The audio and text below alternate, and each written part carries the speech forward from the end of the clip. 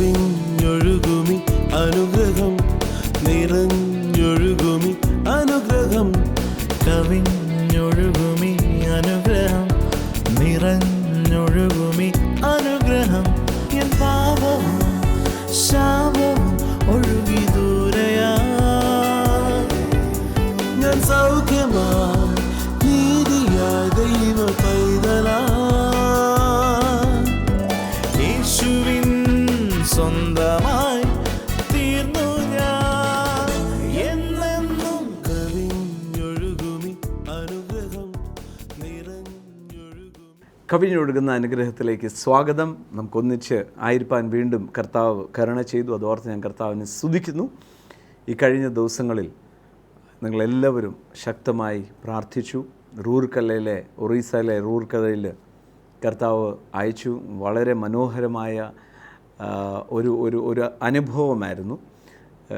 ഒത്തിരി നാളായി ട്രെയിനിൽ ഇത്രയും ദൂര സഞ്ചരിക്കുന്നത്. ഏകദേശം 49 മണിക്കൂർ ട്രെയിനിൽ റൂർക്കലയിൽ ചെല്ലാൻ ഞാനും ഇവിടെ ഉണ്ടായിരുന്ന നമ്മുടെ ഡയസിസ് പാസ്റ്റേഴ്സും രഞ്ജു ബ്രദറും വിമലും ഞങ്ങളെല്ലാവരോടും ഒന്നിച്ച് പോയി. It was a very good fellowship. അങ്ങനെ ഞങ്ങളെല്ലാവരും ഒന്നിച്ച് ഒറീസയിലേക്ക് യാത്ര പുറപ്പെടുകയാണ്. We are all excited to see what Jesus is going to do. യേശു അവിടെ ചെയ്യാൻ പോകുന്ന വലിയ കാര്യങ്ങൾ ഓർത്ത് തന്നെ ഞങ്ങൾ വളരെ എക്സൈറ്റഡ് ആണ്. It is a 46 hour train journey.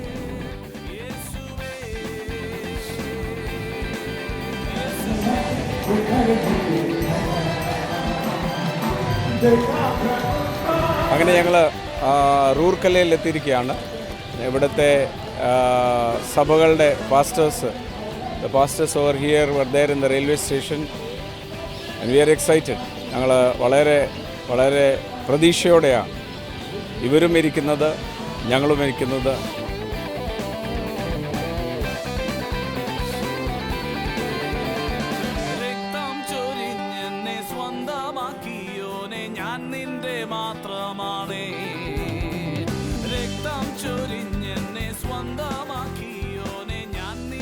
We are so excited that man of God is in our city Rourkela. एक छोटा सा शहर जो राउरकेला स्टील सिटी के रूप में जाना जाता है.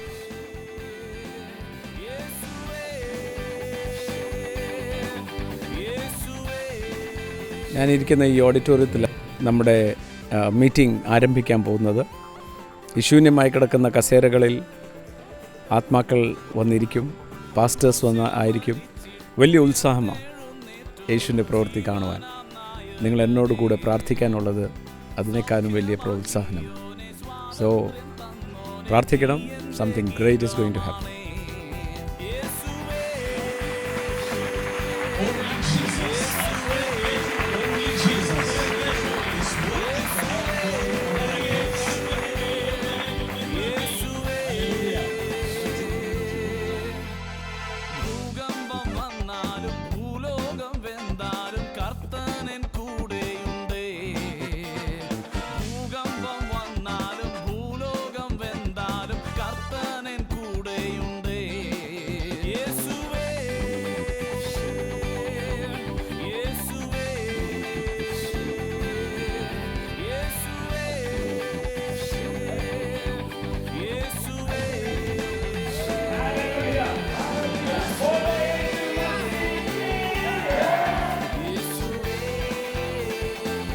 Really, I am very glad and happy for him because he is the really servant of God, because every word is breaking our heart. Denomination barrier था, जो बॉन्डेजेस था, और एकदम बिल्कुल ब्रेक थ्रू हो गया है. और लोग यीशु मसीह में जो लिबर्टी है, जो लिबरल है, आत्मा में जो डिलीवरेंस है, उसको फील कर रहे हैं. जो कास्ट, क्रीड और जितने सारे लैंग्वेजेस का जो बैरियर था, वो सारे ब्रेक हो गए और आत्मा में सारे लोग एंजॉय कर रहे हैं. മാത്രമല്ല, ആ മീറ്റിങ്ങിൽ കയറിയ സമയത്ത് മുതൽ ഓരോ സെക്കൻഡിലും കർത്താവ് ആ സംസ്ഥാനത്തെ മാത്രമല്ല അയൽ സംസ്ഥാനങ്ങളെ പോലും ചലിപ്പിക്കുന്ന നിലയിൽ പരിശുദ്ധാത്മാവിൻ്റെ പ്രവർത്തനങ്ങൾ കണ്ടു. തൊട്ട് അടുത്തുള്ള ജാർഖണ്ഡ് മുതൽ എല്ലാ സ്ഥലങ്ങളിൽ നിന്നും ജനങ്ങൾ അവരുടെ കീ ലീഡേഴ്സ് വന്നു. It was an amazing meeting. Thank you for praying. പ്രാർത്ഥിക്കണം. ഈ ദിവസങ്ങളിൽ നിങ്ങളിത് കണ്ടുകൊണ്ടിരിക്കുമ്പോൾ ഞാൻ തായ്ലൻഡിലാണ്. കൊങ്കൻ എന്ന് പറയുന്ന സ്ഥലത്ത് ഈ 3 ദിവസത്തെ മീറ്റിംഗ് ഉണ്ട്. അതിന് ശേഷം 3, 4, 5 ഞാൻ തൈപ്പയിലാണ്. I really appreciate that you are standing with me in prayer. നിങ്ങൾ പ്രാർത്ഥിക്കുന്നത് ഓർത്ത് ഞാൻ കർത്താവിനെ സ്തുതിക്കുന്ന പ്രാർത്ഥനയിലായിരിക്കണം. എൻ്റെ ഹൃദയം യേശുവിനെ അറിയിക്കുവാനാണ്. യേശുവിനോട് അതുപോലെ പ്രണയമായി പോയി, മിണ്ടാതിരിക്കാൻ പറ്റത്തില്ല. നമ്മുടെ ഈ സീരീസ് ഓഫ് മീറ്റിംഗ് കഴിഞ്ഞ് ജാനുവരി ഞാൻ അഹമ്മദാബാദിലുണ്ട്, റാഞ്ചി ജാർഖണ്ഡിലുണ്ട്, ഫെബ്രുവരിയിൽ നാഗ്പൂരിലുണ്ട്, മാർച്ചിൽ വീണ്ടും നാഗ്പൂരിൽ ഖട്ട എന്ന് പറഞ്ഞ മധ്യപ്രദേശിൽ ഖട്ട എന്ന് പറയുന്ന സ്ഥലത്ത് മീറ്റിംഗ്സ് ഉണ്ട്. സോ ഈ മീറ്റിംഗ്സിനെല്ലാം വിവരങ്ങൾ അറിയും. You should pray, you should stand by. പ്രാർത്ഥിക്കണം. അതാ ശക്തമായി വീണ്ടും ഞാൻ ആവർത്തിച്ച് പറയാം, പ്രാർത്ഥിക്കണം. അപ്പോൾ തന്നെ ഡിസംബർ 31 എല്ലാം വർഷം പോലെ നമ്മൾ ഒന്നിച്ചു കൂടി പുതുവർഷത്തിലേക്ക് യേശുക്രിസ്തുവിനോടൊപ്പം നെഹ്റു സ്റ്റേഡിയം കോട്ടയത്ത് നമ്മൾ ഒന്നിച്ച് പ്രാർത്ഥിച്ച് 2014 പ്രവേശിക്കും. It is going to be a glorious year. So ഇപ്പം തന്നെ പ്ലാൻ ചെയ്യണം. ഇത് ഒക്ടോബർ അവസാനമായി. ഡിസംബർ 31 നമുക്കൊന്നിച്ച് പ്രാർത്ഥിച്ച് 2016 പ്രവേശിക്കുവാൻ തക്കവണ്ണം നമുക്കൊന്നിച്ച് കൂടാൻ അതിൻ്റെ യാത്രാ ക്രമീകരണങ്ങൾ ബാക്കി എല്ലാവരും ഒന്നിച്ച് അത് ക്രമീകരിക്കാൻ ഇപ്പം തന്നെ ഒരുങ്ങണം. കോട്ടയത്ത് പതിവ് പോലെ നെഹ്റു സ്റ്റേഡിയത്തിലായിരിക്കും നമ്മുടെ മീറ്റിംഗ്. വൈകുന്നേരം 6:30 മുതൽ ആരംഭിക്കും. സോ അതിനുവേണ്ടി ഒരുങ്ങണം. അതിനുവേണ്ടി പ്രത്യേകം ലോകമെമ്പാടും എന്നെ കണ്ടുകൊണ്ടിരിക്കുന്നവർ പ്രാർത്ഥിക്കണം. യേശു ക്രിസ്തു ഈ ഭൂമിയിൽ വന്ന് വാസ്തവത്തിൽ എന്താ കാണിച്ചത്, എന്താ കാണിച്ച് തന്നത്, എന്തായിരുന്നു തൻ്റെ ദൗത്യം എന്നൊക്കെ നമ്മൾ ദൈവവചനത്തിലൂടെ വായിക്കുമ്പോൾ വാസ്തവത്തിൽ പരിപൂർണ മനുഷ്യനായിരുന്നു യേശു ക്രിസ്തു, ദ പെർഫെക്റ്റ് മാൻ. അതുകൊണ്ടാണ് റോമർക്കെഴുതിയ ലേഖനത്തിൽ ഒടുക്കത്തെ ആദാം, എങ്ങനെയാണോ ദൈവം ആദാമിനെ സൃഷ്ടിച്ചത്, പെർഫെക്റ്റ് ഹ്യൂമൻ ബീങ്, അതിൻ്റെ രണ്ടാമത്തെ അല്ലെങ്കിൽ ആ ഒടുക്കത്തെ ആദാമായിരുന്നു യേശു ക്രിസ്തു. സോ ഭൂമിയിൽ ദൈവം സൃഷ്ടിച്ച മനുഷ്യൻ തൻ്റെ പരിപൂർണതയിൽ നടക്കുന്ന കാര്യം എങ്ങനെ കാണാം? യേശുവിൽ കാണാം. മാത്രമല്ല ദൈവവുമായിട്ട് ഒരു സ്നേഹിക്കുന്ന പിതാവുമായിട്ടുള്ള ഒരു ബന്ധം. യോഹന്നാൻ്റെ സുവിശേഷം മുഴുവൻ അതാണ്. യോഹന്നാൻ്റെ സുവിശേഷം തുടക്കം മുതൽ 4, 5, 6, 7, 8, 9 ആ അധ്യായങ്ങൾ മുഴുവൻ നിങ്ങൾ വായിക്കുമ്പോൾ യേശു തൻ്റെ പിതാവുമായിട്ട് ഞാൻ ഒന്നാണ്, ഞാൻ ജീവിക്കുന്നത് പിതാവ് നിമിത്തമാണ്, ദാറ്റ് ഇൻസെപ്പറബിൾ റിലേഷൻഷിപ്പ് കാണിക്കുക. മാത്രമല്ല ആ മുഴുവൻ സ്റ്റോറി കാണിക്കുന്ന ഒരൊറ്റ കാര്യമാണ്, പിതാവാം ദൈവവുമായിട്ടൊരു വ്യക്തിപരമായ ബന്ധം ഒരാൾക്കുണ്ടെങ്കിൽ ഒന്ന് പിതാവിൻ്റെ സ്വഭാവം നമ്മളിൽ വരും. ആ സ്വഭാവം തൻ്റെ ജീവനിലായിരിക്കുന്നത്, അതാണ് നിത്യജീവൻ എന്ന് പറയുന്നത്, യേശുവിൻ്റെ ജീവൻ. ആ ജീവൻ ഒരാളിൽ വന്നു കഴിഞ്ഞാൽ അവരുടെ ജീവിതത്തിലുണ്ടാകുന്ന മാറ്റം കാരണം അവർ ഉയർച്ച തന്നെ പ്രാപിക്കും. വിസ്മയിക്കുന്ന നിലയിൽ അവരെ ദൈവം പരിപാലിക്കും. അതാണ് അതിൻ്റെ ചില പ്രിൻസിപ്പിൾസാണ് ഫിലിപ്പിയർക്ക് എഴുതിയ ലേഖനം 2-ാം അധ്യായത്തിൽ എഴുതിയിരിക്കുന്നത്. ഫിലിപ്പിയർക്ക് എഴുതിയ ലേഖനം 2-ാമത്തേത് അധ്യായം 3-ാം വാക്യം മുതലാണ്. Let nothing be done through selfish ambition, conceit, but in lowliness of mind let each one esteem other better than himself. എന്ത് ചെയ്താലും അത് സെൽഫിഷായി എനിക്ക് എന്നാ കിട്ടും എന്ന് ഉള്ള സെൽഫിഷ് അംബിഷനോടെയല്ല, മറിച്ച് മറ്റുള്ളവരെയും നമ്മളെക്കാളും അധികം ആദരിക്കണം, അവരെയും ബഹുമാനിക്കണം എന്ന് പറഞ്ഞ് ആരംഭിക്കുന്ന ആ ലേഖനമാണ് ഫിലിപ്പിയർക്ക് എഴുതിയ ലേഖനം. അതിനുശേഷം അതിൻ്റെ 4-ാമത്തെ വാക്യം പറയാണ്, let each of you look out not only for his own interest but also for the interest of the others.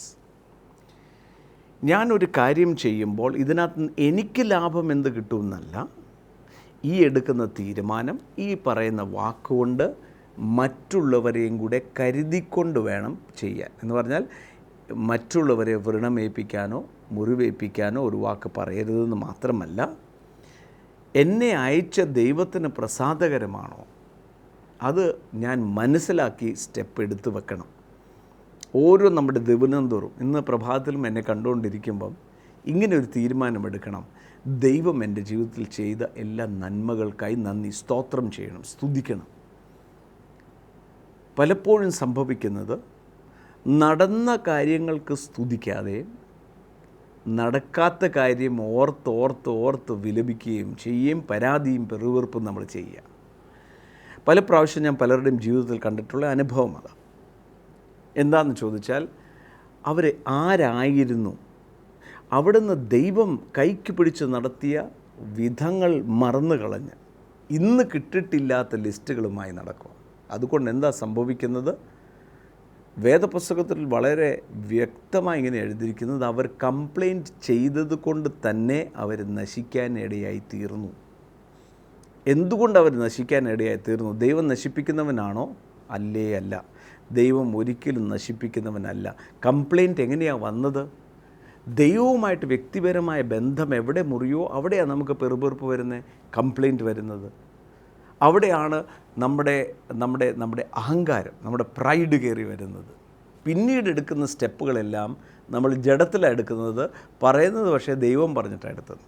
No, ദൈവം ചെയ്യുന്ന എല്ലാ സ്റ്റെപ്പുകൾക്കും അതിൻ്റെ പിന്നിലുള്ള പ്രമാണമാണ് നമ്മുടെ കയ്യിലിരിക്കുന്ന വചനം.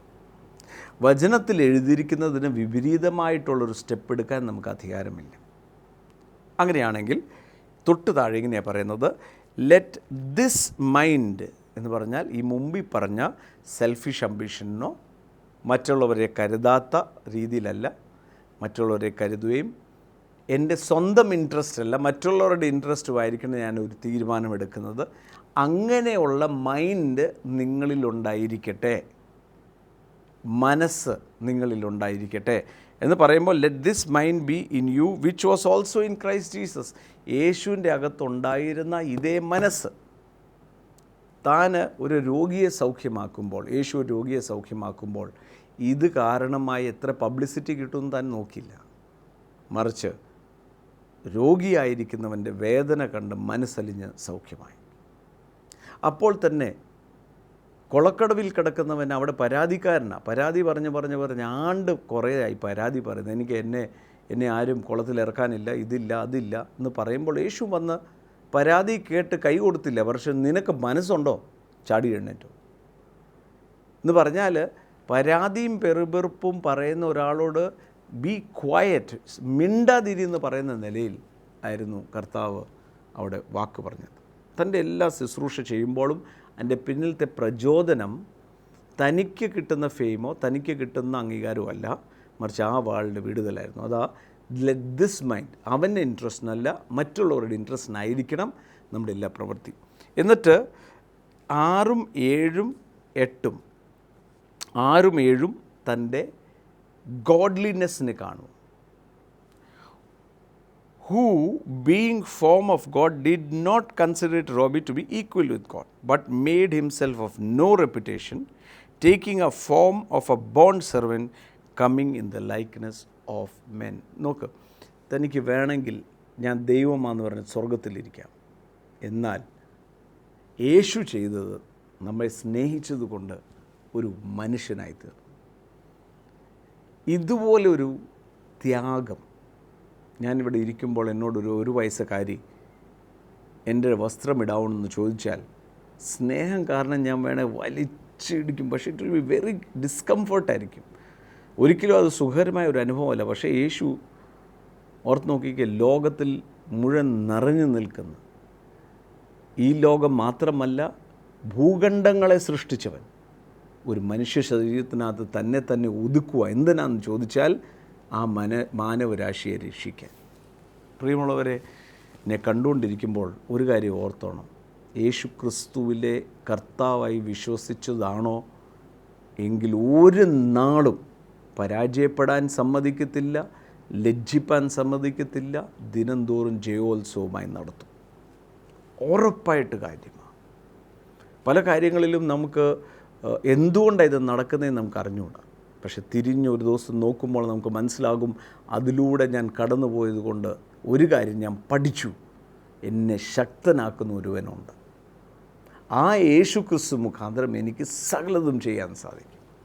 എൻ്റെ കൂടെ ഒന്ന് പറയാമോ? എന്നെ ശക്തനാക്കുന്ന യേശു ക്രിസ്തു മുഖാന്തരം എനിക്ക് സകലതും ചെയ്യുവാൻ സാധിക്കും. ഒന്നുകൂടെ പറഞ്ഞേ, എന്നെ ശക്തനാക്കുന്ന യേശു ക്രിസ്തു മുഖാന്തരം എനിക്ക് സകലതും സാധിക്കും.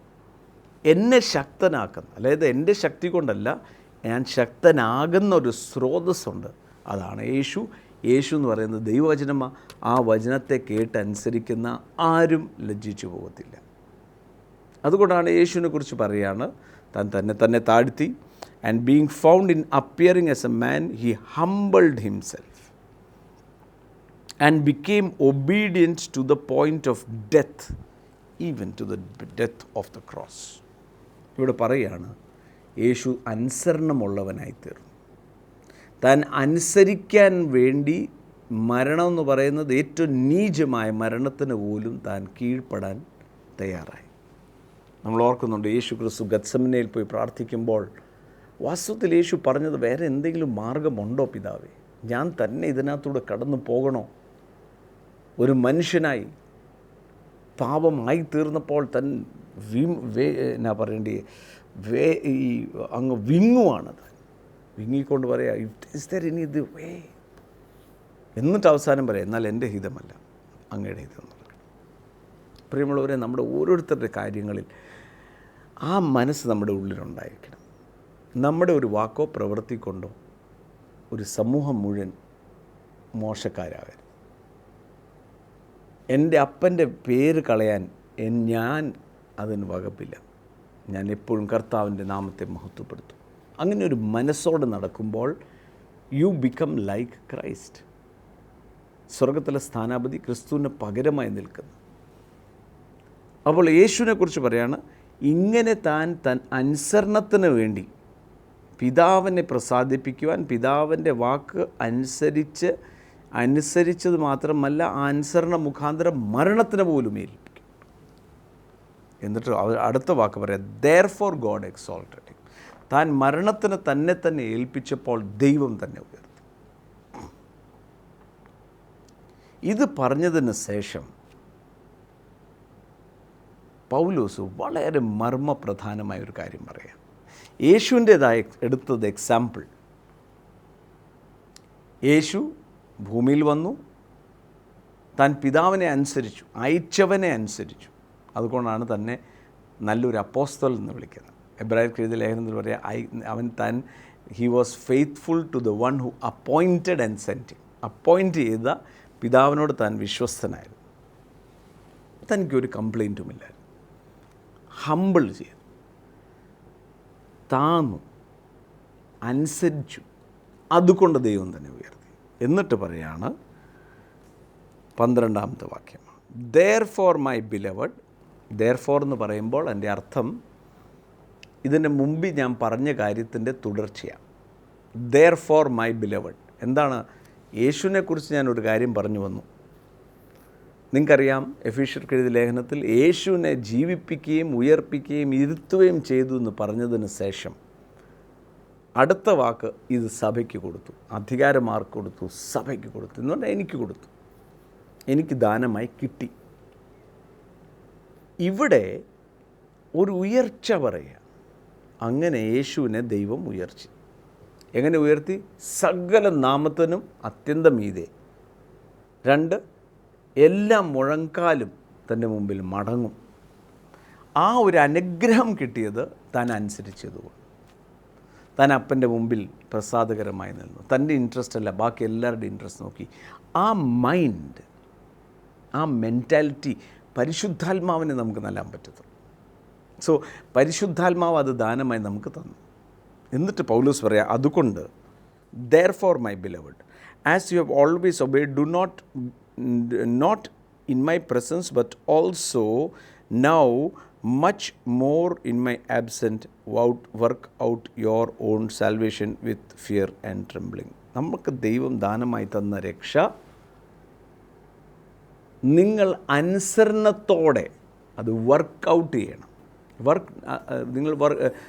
നിങ്ങളുടെ രക്ഷയ്ക്ക് വേണ്ടി പ്രവർത്തിക്കുകയല്ല, എന്നാൽ ആ രക്ഷയുടെ സൗജന്യമായി കിട്ടിയ നന്മകൾ ഇനി വെളിവരണമെങ്കിൽ എന്ത് ചെയ്യണം? ഒരു മരണമുണ്ടാകണം. Dying to self.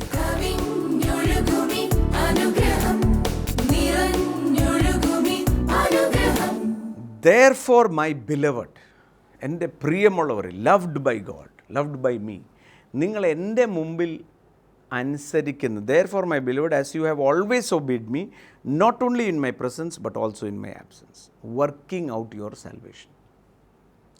അതുകൊണ്ടാണ് എബ്രായർക്ക് ഇതിൽ പറയുകയാണ്, ആ രക്ഷയുടെ കൂടെ ദാനമായി തന്നിരിക്കുന്ന എല്ലാ നന്മയും, ഇതെല്ലാം നന്മ എൻ്റെ അകത്തുണ്ട്. അത് വർക്കൗട്ട് ചെയ്യണം. എങ്ങനെയാണ് വർക്കൗട്ട് ചെയ്യേണ്ടത്? എന്നെ നടത്തുന്നവരെ അവരുടെ മുമ്പിൽ അനുസരിക്കുക മാത്രമല്ല, അവരില്ലാത്തപ്പോഴും അവരുടെ എതിരെ കംപ്ലയിൻറ്റ് ചെയ്യാതെയും അവരെക്കുറിച്ച് മുറുമുറുക്കാതെയും ദൈവജനത്തെയും ആ എന്നെ നടത്തുന്നവരെ അനുസരിക്കുകയും ചെയ്യുമ്പോൾ എങ്ങനെയാണോ യേശുവിന് ആ അനുഭവം ഉണ്ടായത്, സെയിം അനുഭവമായിരിക്കും നമ്മുടേത്. അതാ വർക്കൗട്ട് യുവർ സാൽവേഷൻ. കാര്യം എന്താ? ദൈവമല്ലേ അതാ, for it is God who works in you both to will and to do for his good pleasure. കാര്യം ഈ കാര്യങ്ങളെല്ലാം നടക്കുന്നതിൻ്റെ പിന്നിൽ പ്രവർത്തിക്കുന്ന ഒരു ദൈവം, എൻ്റെ ഉള്ളിൽ ദൈവം ഇരുന്ന് പ്രവർത്തിച്ചുകൊണ്ടിരിക്കുക. ആ കോൺഫിഡൻസ് എനിക്കുണ്ട്. ദൈവത്തിൻ്റെ പ്രവൃത്തി ഒരിക്കലും നിൽക്കത്തില്ല. എൻ്റെ ഉള്ളിൽ it is going on. It is God who is working in me. His working in me. Past worked അല്ല, വർക്കിംഗ് ഇൻ മീ. ദൈവം എന്നിൽ പ്രവർത്തിക്കുക. എന്നാൽ ആ പ്രവൃത്തി ദൈവം ചെയ്തുകൊണ്ടിരിക്കുന്നതിൻ്റെ ഫുൾഫിൽമെൻറ്റ് എവിടെയാണെന്ന് ചോദിച്ചാൽ ഞാൻ അനുസരിക്കുമ്പോഴാണ്. ആ അനുസരണം എത്രത്തോളം? മരണത്തോളം. എനിക്ക് പറയാൻ അറിയാമല്ല എന്ന് വെച്ചാൽ പറയത്തില്ല. എൻ്റെ കൈ ക്രിസ്തുവിൻ്റെ സ്നേഹത്താൽ കെട്ടപ്പെട്ടിരിക്കുന്നു. ഒരു കാരണവശാലും ഞാൻ കംപ്ലയിൻ്റ് ചെയ്തില്ല. അവൻ്റെ ശക്തിയുടെ ഭുജത്തിൻ്റെ കീഴിൽ ഞാൻ താന്നിരിക്കും. തക്ക സമയത്ത് അവൻ എന്നെ ഉയർത്തും. എന്നിട്ട് പറയാണ്, do all things without complaining or disputing. ഇതായിരുന്നു യേശുവിൻ്റെ മനസ്സ്. നമ്മളെ ദൈവം അനുഗ്രഹം അനുഭവിക്കാൻ വിളിച്ചതാണ്. നമ്മൾ ഉയർച്ച തന്നെ പ്രാപിക്കും, താഴ്ച പ്രാപിക്കത്തില്ല. ഒരു സംശയം വേണ്ട അത്. പക്ഷേ അതിനൊരു മാതൃക കാണിച്ചു തന്നത് യേശു ക്രിസ്തു. തൻ്റെ ജീവിതം എങ്ങനെയായിരുന്നോ അതുപോലെ തന്നെ എന്നെ കേട്ടുകൊണ്ടിരിക്കുന്ന ഓരോരുത്തരോട് ഞാൻ പറയാം, നമ്മുടെ കംപ്ലൈൻറ്റുകൾ നിർത്തിയാൽ തന്നെ നിങ്ങൾ പുതിയ വഴികൾ തുറക്കുന്നത് കാണാം. കർത്താവിൻ്റെ ആത്മാവ് എൻ്റെ മേലിരിക്കുന്നു. The spirit of the Lord is upon me. അതുകൊണ്ട് ഞാൻ എവിടെ ചെന്നാലും വാതിൽ തന്നെ തുറക്കും. തുറന്നില്ലേ ഉടനെ നിരാശനാകത്തില്ല. എന്നെ കണ്ടുകൊണ്ടിരിക്കുന്ന പലരും ചില കാര്യങ്ങൾ വീണ്ടും വീണ്ടും ചെയ്തിട്ടും തോൽവി വന്ന് നിരാശപ്പെട്ടിരിക്കുക. ഗ്യാരൻറ്റിയോട് പറയാം, ഒരു നിരാശപ്പെടേണ്ട. കർത്താവ് വീര്യപ്രവൃത്തിയുടെ കർത്താവാണ്. നിങ്ങൾ ഉദ്ദേശിക്കാത്ത വഴികൾ കർത്താവ് തുറക്കും. എന്നാൽ ചെയ്യേണ്ട ഒരു കാര്യം, 1, ഞാൻ കർത്താവിൻ്റെ വചനത്തെ അനുസരിക്കാൻ തീരുമാനിക്കും. 2, ഞാൻ എല്ലാവരെയും എന്നെക്കാളും ശ്രേഷ്ഠമെന്ന്. 3, മനസ്സ് എപ്പോഴും താഴ്മയുള്ള മനസ്സായിരിക്കും. 5, ഞാൻ എപ്പോഴും കംപ്ലൈൻറ്റ് ഇല്ലാതെയായിരിക്കും കാര്യങ്ങൾ ചെയ്യുന്നത്. എന്നോട് കസേരയിടാൻ പറഞ്ഞ് സന്തോഷത്തോടെ പോയി ചെയ്യും. എന്നോട് അത് തൂത്തുവാര ലിത എന്നാണേലും I will be enjoying it. കാര്യം എന്താ? ഞാൻ കർത്താവൻ എന്ന പോലെയാണ് ചെയ്യുന്നത്. എല്ലാ കാര്യങ്ങളും ഞാൻ ചെയ്യുമ്പോൾ അതിൻ്റെ ഉത്തേജനം അല്ലെങ്കിൽ അതിൻ്റെ പുറമെയുള്ള അതിൻ്റെ എന്നാ പറയേണ്ടത് മോട്ടിവേറ്റിംഗ് ഫോഴ്സ് എന്ന് പറയുന്നത് it is love towards God. അതുകൊണ്ടാണ് തൊട്ട് താഴത്ത് പറയാൻ, that you may become blameless and harmless children of God without fault in the midst of a crooked and perverse generation, among whom you are the lights in the world, at whom you shine as the lights of the whole world. 16, holding fast to the word of life, that I may rejoice. എൻ്റെ പിടുത്തം എവിടെയാണ്? ദൈവവചനത്തിലാണ്. കാര്യം ഈ വചനം മാറിപ്പോകത്തില്ല. ഇന്ന് എന്നെ കേട്ടുകൊണ്ടിരിക്കുമ്പോൾ ഇതൊരു സാധാരണ ഒരു കീയാണ്. എങ്ങനെയായിരുന്നു യേശു? ആ മൈൻഡ് ഉണ്ടോ, you also will become great. അതുകൊണ്ട് ദൈവം അവനെ ഉയർത്തി. ലോകത്തിൻ്റെ പ്രമാണം എന്താണെന്ന് ചോദിച്ചാൽ നമ്മൾ കാണാമല്ലോ, രണ്ടുപേർ വഴക്കുണ്ടാക്കുമ്പോൾ വാക്ക് പറഞ്ഞ് ജയിക്കുന്നവൻ അവനാ ജയിക്കുന്നത്. പക്ഷെ ദൈവരാജ്യം അങ്ങനെയല്ല. തോറ്റു കൊടുക്കുന്നവൻ, തോറ്റവനല്ല, തോറ്റു കൊടുക്കുന്നവൻ അവൻ ജയാളിയായി മാറും. എന്നെ കണ്ടുകൊണ്ടിരിക്കുന്ന ഓരോരുത്തരും ഞാൻ പറയാം, പ്രാർത്ഥിക്കാൻ പോകും. ക്രിസ്തുവിൻ്റെ മനസ്സ് നമ്മളിൽ വരട്ടെ. അനുഗ്രഹം അനുഭവിക്കാൻ വിളിക്കപ്പെട്ടവർ. നമ്മൾ ആരെയും പ്രസാദിപ്പിക്കാൻ നോക്കണ്ട, കർത്താവ് യേശുവിനെ മാത്രം പ്രസാദിപ്പിച്ചാൽ മതി. ബിക്കോസ് യേശുവ നമുക്ക് വേണ്ടി മരിച്ചത്, യേശുവ നമുക്ക് വേണ്ടി ഉയർത്തെഴുന്നേറ്റത്. നമുക്ക് പ്രാർത്ഥിക്കാം. പിതാവെ, നന്ദിയോടെ സ്തുതിക്കുന്നു, യേശുവിൻ നാമത്തിൽ പ്രാർത്ഥിക്കുന്നു. അനുഗ്രഹിക്കുന്ന അങ്ങയുടെ ദയയ്ക്കായി സ്തോത്രം. കണ്ടുകൊണ്ടിരിക്കുന്ന ഓരോരുത്തരും കർത്താവെ അങ്ങയുടെ കരങ്ങളിൽ സമർപ്പിക്കുമ്പോൾ അത്ഭുതകരമായി പ്രിയപ്പെട്ടവരെ വിടുവിക്കണമേ. അത്ഭുത സൗഖ്യങ്ങളുണ്ടാകട്ടെ. യേശു ക്രിസ്തുവിൻ്റെ നാമത്തിൽ പ്രാർത്ഥിക്കുന്നു. കർത്താവെ, പുതിയ വഴികൾ തുറക്കപ്പെടട്ടെ. അങ്ങയുടെ വാതിൽ ആ വാതിൽ തുറക്കുമ്പോൾ ആർക്കും അടയ്ക്കാൻ പറ്റത്തില്ല. നീരോ ഉറവ ഒഴുകുമ്പോൾ എല്ലാവർക്കും മഹാസന്തോഷമായിരിക്കും. കാണുന്ന ഓരോരുത്തരും അനുഗ്രഹിക്കപ്പെടട്ടെ. നന്മകളാൽ നിറയണം. യേശുവിൻ്റെ നാമത്തിൽ തന്നെ ആമേൻ. കർത്താവ് ധാരാളമായി അനുഗ്രഹിക്കട്ടെ. നമ്മുടെ ജീവിതം ഒന്നേ ഉള്ളൂ, അത് സന്തോഷകരമായി നമുക്ക് ജീവിക്കാം. എല്ലാവരെയും കരുതാം. നമ്മുടെ ജീവിതം മറ്റുള്ളവരുടെ മുമ്പിൽ ഒരു ചരിത്രമായി മാറട്ടെ. നമ്മുടെ അയലോക്കംകാർ, നമ്മുടെ കുഞ്ഞുങ്ങൾ ഓർക്കേണ്ടത് അങ്ങനെ സ്നേഹം തന്ന ഒരു വ്യക്തി. Let us show out the love of God to everybody else. ഈ ദിവസങ്ങളിൽ പ്രാർത്ഥിക്കണം. ഡിസംബർ 31 മീറ്റിങ്ങിന് വേണ്ടി പ്രത്യേകം പ്രാർത്ഥിക്കണം. എന്നെ കണ്ടുകൊണ്ടിരിക്കുന്ന ടി വിയിൽ പ്രേക്ഷകരെല്ലാം നമ്മളൊരൊറ്റ കുടുംബമാണ്. നമ്മളൊന്നിച്ച് പ്രാർത്ഥിച്ച് വൻ കാര്യങ്ങളും ചെയ്യാൻ പോവുക. അടുത്ത എപ്പിസോഡിൽ കാണും വരെയും കർത്താവ്.